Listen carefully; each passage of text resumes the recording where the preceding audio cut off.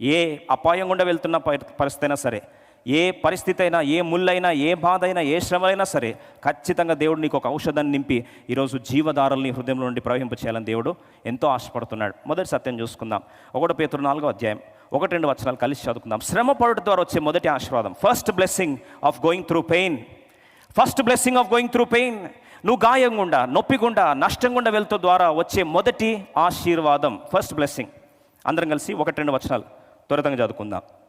క్రీస్తు శరీరమందు శ్రమ పడను గనుక మీరును అట్టి మనస్సును ఆయుధముగా ధరించుకొనుడి.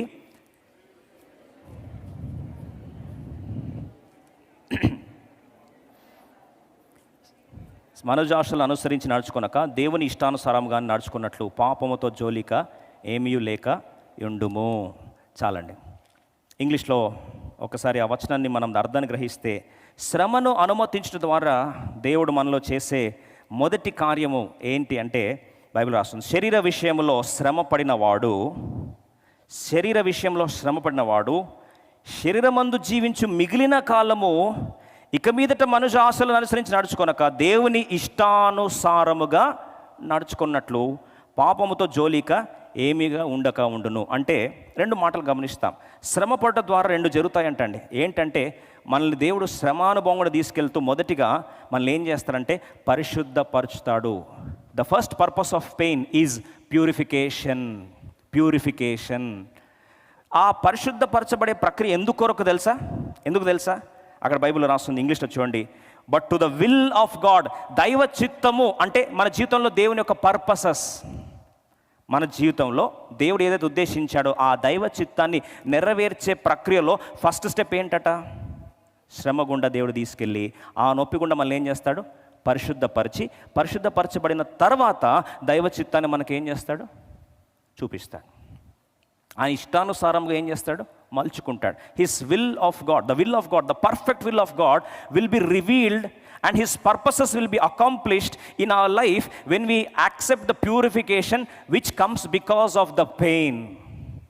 మనం వెళ్తున్న నొప్పి ద్వారా, శ్రమల ద్వారా వచ్చే మొదటి ఆశీర్వాదం ఏంటంటే, మనం ఏమవుతామండి? పవిత్రపరచబడతాం. పవిత్రపరచబడినప్పుడు ఏమవుతుంది? దేవుని యొక్క చిత్తము ఇష్టానుసారముగా అని తెలుగులో ఉంది, ఇంగ్లీష్లో విల్ ఆఫ్ గాడ్ అని ఉంది. ఆ దైవ చిత్తం మనకి ఏం చేస్తానంట దేవుడు? చెప్పండి. రుజువు చేసుకొని ఆ సంకల్పంలో, పర్పస్లోకి మనల్ని ఏం చేస్తాడు? గట్టి చెప్పండి. తీసుకెళ్తాడు. ఒక మాటలో చెప్పాలంటే, లోకస్తులు అంటారు, విధి అంటారు. విన్నారండి? విధి అంటే మనకు ఒక రాసి ఉంది, తలరాత. ఓకే, అది పాజిటివ్ అంటారు, నెగిటివ్ అంటారు, ఇలాగంటారు, పక్కన పెట్టండి.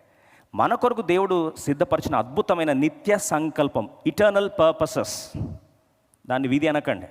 దేవుడు మన కొరకు నిర్దేశించిన నిత్యమైన ప్రణాళికలు, ఉద్దేశములు, సంకల్పములు మన జీవితంలో నెరవేర్చబడక ముందు మనల్ని ఏం చేస్తాడు?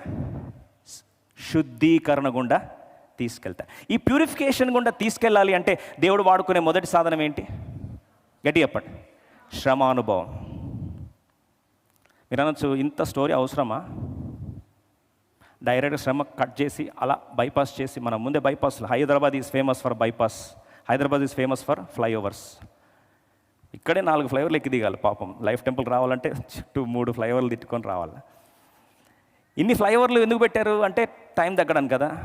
విషాదం ఏంటంటే ఆత్మీయ జీవితంలో ఫ్లైఓవర్స్ లేవు. శ్రమ పొందుట నాకు మేలాయను అంటే, శ్రమ పడటం ద్వారా ఏమవుతుంది? నాకు శుద్ధీకరణ, ప్యూరిఫికేషన్ అవ్వడం ద్వారా ఏమొస్తుంది? పర్పస్. 3P కదండి. Pain makes you purified, pain gives you purification gives you purpose. ఈ ప్రాసెస్ గుండా వెళ్ళకుండా పర్పస్ నెరవేరబడడం అనేది ఇంపాసిబుల్. దీని కొరకు కొన్నిసార్లు దేవుడు నువ్వు మర్చిపోయినా సరే అట్లా తట్టి లేపుతాడు అప్పుడప్పుడు. దేవుని ఎప్పుడు ఎక్కువ గుర్తు చేసుకుంటాం? హాస్పిటల్లోనా, లేదా ఏదైనా వస్తువులు కొంటున్నప్పుడు ఎక్కువ గుర్తు చేసుకుంటాం? ఉన్నన్నారు చెప్పండి. హాస్పిటల్లో. మనం శ్రమలో దేవుడు యాదికి వస్తాడా? మన భాషలో దేవుడు బాగా యాదికి వచ్చేది శ్రమల్లోనా, సుఖంలోనా? శ్రమల్లో. థ్యాంక్స్ గివింగ్ మీటింగ్, బర్త్డేలు అన్నీ నామకే వాస్తేనే. ఏమనుకోద్దండి, ఉన్నోరు చెప్తాను. అది కూడుకునే దేనికంటే అందరం కలుసుకోవాలి దానికి. గుండె మీద చేసుకొని చెప్పండి, వాక్యానికి మనం ప్రాధాన్యత ఇస్తామా? అరే లేక సంవత్సరం బంధువులందరూ కలిసాం, ఏం చేయాలి? నా ప్రాణమా, ఫిల్ ఇన్ ద బ్లాంక్స్.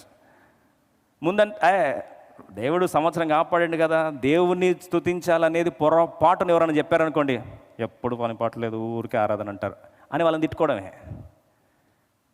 నిజంగా ఎప్పుడన్నా మనస్ఫూర్తిగా అబ్బా దేవుడు సంవత్సరం కాపాడు, ఈరోజు అంతా దేవుణ్ణి స్తుతిస్తాను, మనస్ఫూర్తిగా కలిసి దేవుని ఆరాధిస్తాం అన్నావా? Greetings, happy birthday, thank you, wish the same, ఇది ఇప్పుకోవడానికే. Thank you so much, you remember.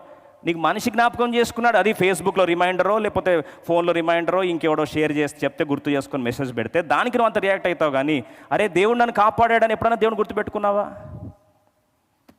మనకు దేవుడు గుర్తొచ్చేది శ్రమల్లోనే ఫస్ట్. అందుకొరకే ఒక వ్యక్తిని ముసలోడు అయిపోయాడట. తను పిల్లలంటే చాలా ఇష్టం. తన పైన 11th ఫ్లోర్ నుంచి ప్రతిరోజు పిల్లలు వెళ్తూ ఉంటే 4:30కి చాక్లెట్స్ వేస్తూ ఉండేవాడంట. డైలీ చాక్లెట్స్ వేస్తూ ఉంటే పిల్లలు కింద పడితే చాక్లెట్ బాగుందని తీసుకొని తినుకొని వెళ్ళిపోయేవారు. ఇలా ఆల్మోస్ట్ ఇయర్ ఎండింగ్ దాకా చేస్తూ ఉన్నాడు. ఒక్కడు కూడా పైకి తిరిగి ఎవరిస్తున్నారు చాక్లెట్ అని మాత్రం చూడలేదు. ఒకరోజు అనుకున్నట్టు అబ్బా వీళ్ళ అటెన్షన్ ఎట్లా గ్రాప్ చేయాలని చెప్పి ఒక చిన్న రాయి తీసుకొని చాక్లెట్ కవర్ చుట్టి ఆ నుంచి ఇసిరేస్తే టంగమంది ఆకిందంట ఒకటికి. ఎవడ్రా వేసిందని ఫస్ట్ వెంటనే పైకి తిరిగి చూసాడంట. ఎప్పుడు గుర్తొచ్చాడు వేస్తున్నాడు? ఎప్పుడండి?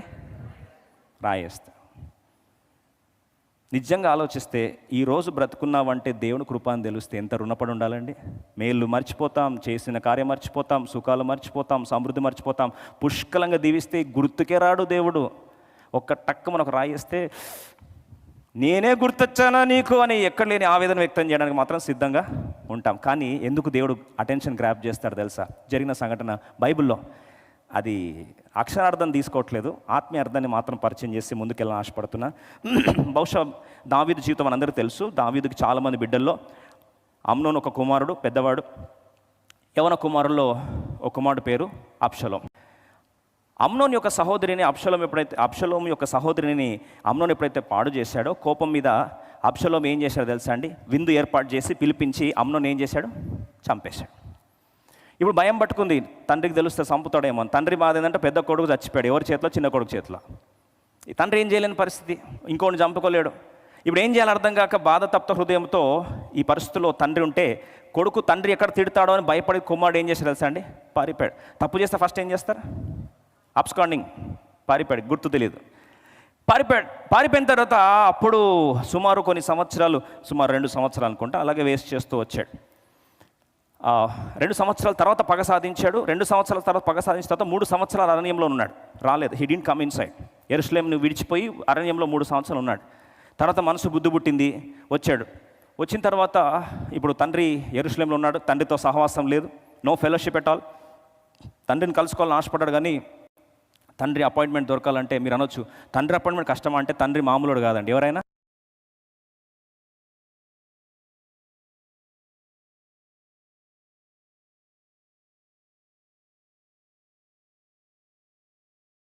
ఇప్పుడు యోబు దగ్గరకు వచ్చి, యోబు మా డాడీతో అపాయింట్మెంట్ ఇప్పించావా అన్నాడు. ఎవరు? అబ్షలోం. అర్థం కాకపోతే చేయొత్తానండి, ఎందుకంటే స్టోరీ మళ్ళీ తికమక అవుతుంది తర్వాత. అబ్షలోము నాకు అపాయింట్మెంట్ కావాలి అంటే యోబు ఏం చేయాలి? కలపాలి కదా, కలపలే. ఫస్ట్ టైం అడిగితే తూచిపో అన్నాడు. ఈయన పాపం మర్యాదగా తగ్గింపు చేసుకొని తప్పిపోయిన కుమారులాగా వస్తే బాగుండు. అప్పుడు ఎవరి అపాయింట్మెంట్ అక్కర్లేదు, పోయి తండ్రి అని కాళ్ళ మీద పడితే ఆయన ఆకర్షిస్తాడు, యాక్సెప్ట్ చేస్తాడు. ఈయనకు పాపం ఈగో ఎక్కువ కదా, మధ్యలో ఎవరో ఒకరు రావాలి, తీసుకెళ్ళాలని చెప్పి. ఇప్పుడు యోబుని ఏం చేస్తాడు? సెకండ్ టైం పోయి అడిగాడు. సెకండ్ టైం పోయి అడిగితే యోబు సెకండ్ టైం కూడా కల్పించలేదండి. చూశాడు యోబు. ఏం చేశాడు తెలుసా అండి?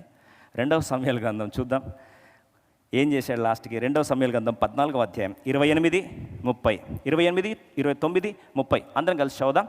అద్భుతమైన సత్యం ఇది. లోకరీతిగా అక్షరానుసారంగా వేరేదైనప్పటికీ ఆత్మీయ సత్యం మాత్రమే పరిగెరుకుందాం దీంట్లో నుంచి. Only spiritual thought will contemplate. 2 Samuel chapter 14 verse 28, 29 and 30. Let's read all together. అబ్షలోము 2 నిండు సంవత్సరములు యెరూషలేములో నుండి రాజదర్శనమును చేయక ఉండెను. మనం కూడా అంటే యెరూషలేములో ఉంటాం, కానీ దేవుని కలుసుకో. మీరు అనొచ్చు, యెరూషలేము దేవుని సన్నిధి కదా, దేవుని పట్టణమే కదా. దేవుని పట్టణంలోనే ఉన్నాడు, కానీ దేవుని మాత్రం కలుసుకోలే. మనం అంతే, అక్కడక్కడ చుట్టూ తిరుగుతాం కానీ దేవుని దగ్గర మాత్రం రామ్. ఇప్పుడు ఏం చేశాడు? 29, యోవాబు రాజునొద్దకు పంపించుటకై అబ్షలోము అతనిని పిలువనంపినప్పుడు యోవాబు రానొల్లకుండెను. రెండవ మారు అతని పిలువనంపినప్పుడు అతడు నారొల్లక పోయాను. 2 సార్లు ట్రై చేశాడండి అబ్షలోము, వర్కౌట్ కాలే. ఇప్పుడు 30 వచనం అందరం కలిసి చదుదాం, ఆల్ టుగెదర్ ప్లీజ్. అబ్షలోము తన పని వారిని పిలిచి, యోవాబు పొలము నా పొలము దగ్గర ఉన్నది కదా, దానిలో యవల చేలు ఉన్నవి, మీరు పోయి వాటిని తగులబెట్టుడని వారితో చెప్పెను. అబ్షలోము పనివారు ఆ చేలు తగలబెట్టగా, యవల చేలు ఇప్పుడు ఏమైంది అర్థమైపోయింది. ఇప్పుడు యోవాబు ప్లాన్ వేసాడు, ఎట్లా నేను అటెన్షన్ గ్రాప్ చేయాలి? ఎవరిది? యోవాబుది. ఎందుకొరకు? దేవుని కలుసుకోవాలి. దేవుని కలుసుకోవాలంటే నాకు అపాయింట్మెంట్ కావాలి. అపాయింట్మెంట్ కావాలంటే ఏం చేయాలి? యోవాబు అపాయింట్మెంట్ కావాలి ఫస్ట్. యోవాబు అపాయింట్మెంట్ కావాలంటే ఏం చేయాలి? యోవాబు పొలము నా పొలం పక్కనే ఉన్నాయి. పనులు పిలిపించాడు, నిప్పంటిచ్చాడు రా ఒక రోజు అని. వెంటనే వీళ్ళని పనులు ఏం చేశారండి? సిన్సియర్గా వెళ్ళి యవల చేలు బార్లీ ఫీల్డ్ రెడీగా ఉంటే మొత్తం నిప్పు అంటే తగలబెట్టి పడేశారు. తగలబెట్టేసరికి నెక్స్ట్ రెస్పాన్స్ ఏమొస్తుంది చెప్పండి? మీ స్టోరీ మీరు అల్లేసుకోండి, మీకు తెలిసిపోయిండొచ్చు. తగలబడే వెంటనే పనులు వచ్చి, యోవాబు నీ పొలం మొత్తం గల్లంతా నాశనం అయిపోయింది, లాస్ అనేసరికి, ఎవడరా లాస్ చేసింది? యుద్ధశూరుడు కదండి, హుటాహుడిని ఎక్కడ రావాలి?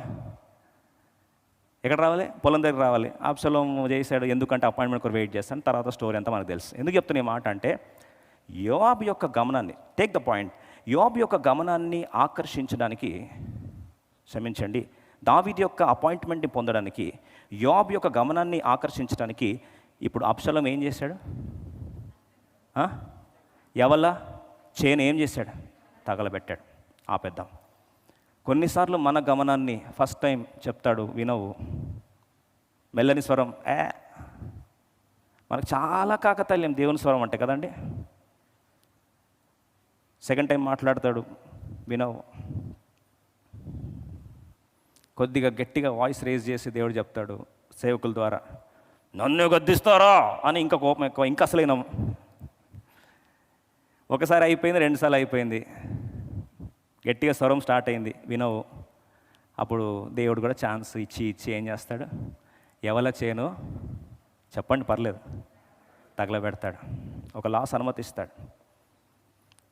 లాస్ అనుమతిస్తే ఇప్పుడు ఎందుకు చేశాడు, ఏంటి, ఎలా, ఎందుకు అయింది, అసలు నేనేనా, నీకు గుర్తొచ్చింది, ఇవన్నీ ఆలోచనలు అంటాడు. నువ్వు టైం ఇస్తే, కొద్దిగా నాకు టైం ఇస్తే, ఏదో చెప్పాలని ఆశపడుతున్నా కదా, ఒక్కసారి వింటే, విధేయత చూపిస్తే, పిలుపుకు నాంది పలికితే నీ జీవితం మార్చాలి.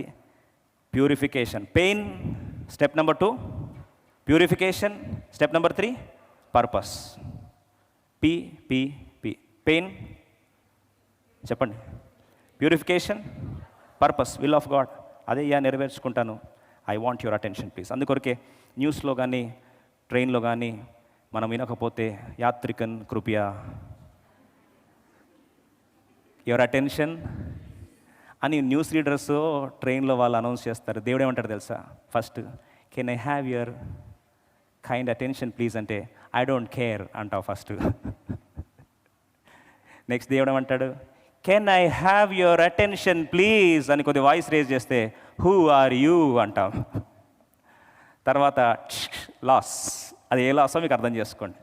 అప్పుడు లాస్ అయ్యేసరికి ఎవరి చేను ఎవరు తగలబెట్టారు అంటే, it's me, I want your attention please. ఎందుకు చెప్తున్నా ఈ మాట అంటే, చాలాసార్లు దేవుని మాట, దేవుడు తన దివ్యమైన సంకల్పం నీ జీవితంలో నెరవేర్చుకోవడానికి నువ్వు విననొల్లకపోగా నిన్ను లైట్ తీసుకునే దేవుడు కాదు. లైట్ తీసుకునే దేవుడు అయితే ఇంత మాట్లాడాల్సిన అవసరత లేదు. యోబు గ్రంథం 33 చూడండి. ఈ మాట దేవుని ప్రక్రియ, God's style. I want to let you know this is the style of God. దేవుడు పెయిన్ అనుమతించాడు, లాస్ అనుమతించాడు, గాయం అనుమతించాడు, నష్టం అనుమతించాడు. ఈరోజు ఒక ముళ్ళును పెట్టాడు అంటే టైంపాస్కి ఏం పెట్టలేదండి. పెయిన్ తర్వాత ప్యూరిఫికేషన్ తర్వాత purpose of God, eternal purposes of God are going to be fulfilled in and through you. He has not done it yet. యోబు గ్రంథం 33 అధ్యాయం 14 చందం కలిసి చదువుదాం. 14-15. దేవుడు ఒక్క మారే పలుకును, 2 మారులు పలుకును, అయితే మనుషులు అది కనిపెట్టరు. మంచం మీద కునుకును సమయమున గాఢ నిద్ర పట్టినప్పుడు కలలో రాత్రి కలుగు స్వప్నములో 16-18 నరులు గర్విష్ఠులు కాకుండా చేయనట్లు తాము తలచిన కార్యం వారు మానుకొని చేయనట్లు గోతికి పోకుండా వారిని కాపాడినట్లు కత్తి వలన నశింపకుండా వారి ప్రాణమును తప్పించినట్లు ఆయన వారి చెవులను తెరవజేయును, వారి కొరకు ఉపదేశమును సిద్ధపరచును. వాక్యాన్ని సిద్ధపరిచి దైవజనుల ద్వారా సూటిగా మాట్లాడతాడు. ఇది step number 5.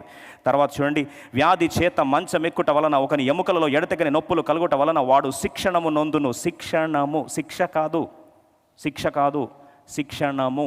It is not curse, it is not a punishment, but it is chastisement. In other words, it is training. శిక్షణము. డ్రైవర్ ఈజ్ అండర్ ట్రైనింగ్ అంటారు కదా, ట్రైనింగ్ కింద ఉన్నాడు. సో ట్రైనింగ్ ఇస్తాడు. తర్వాత రొట్టెయో రుచిగల ఆహారము వానికి అసహ్యమగును, వాని శరీర మాంసము క్షీణించిపోయి వికారమగును, బయటికి కనబడకుండా ఎముకల పైకి పొడుచుకొని. ఇంకా తర్వాత అన్నీ చెప్తే వినకపోతే 29 సామెతలు 1వ వచనం. కానీ ఇటు దాకా తీసుకుపోవట్లేండి దేవుడు. 29 Psalm verse 1, 29:1 చదవండి. 29:1 సామెతలు ఎన్నిసార్లు గద్దించిన లోబడిన వాడు మరి తిరుగు లేకుండా హఠాత్తుగా. అది స్టెప్ నెంబర్ 7. తర్వాత స్టోరీ ఎండ్స్ అని బోర్డు పడుతుంది. తర్వాత ఎందుకు చెప్తున్నాను ఈ మాట అంటే, ఇంతదాకా దేవుడు తీసుకురాడండి. నిజంగా నువ్వు పర్పస్లో ఉంటే, మళ్ళీ ఒకసారి చెప్తాను, నువ్వు నిజంగా పర్పస్లో ఉంటే, if you really are in the plan of God, the first thing that God wants to stop is he wants to bring at the level of pain, ask you to pass, think for a while, allow the purification, then come to the accomplished purpose of God, and that's where the blessing begins. దేవుడు దాని next స్టెప్కి తీసుకుపోడు. కానీ శ్రమ నొందుతా నాకేమవుతుంది? గట్టి చెప్పండి. మేలు అవుతుంది. ఈరోజు అటు మేలును దేవుడు దయచేస్తే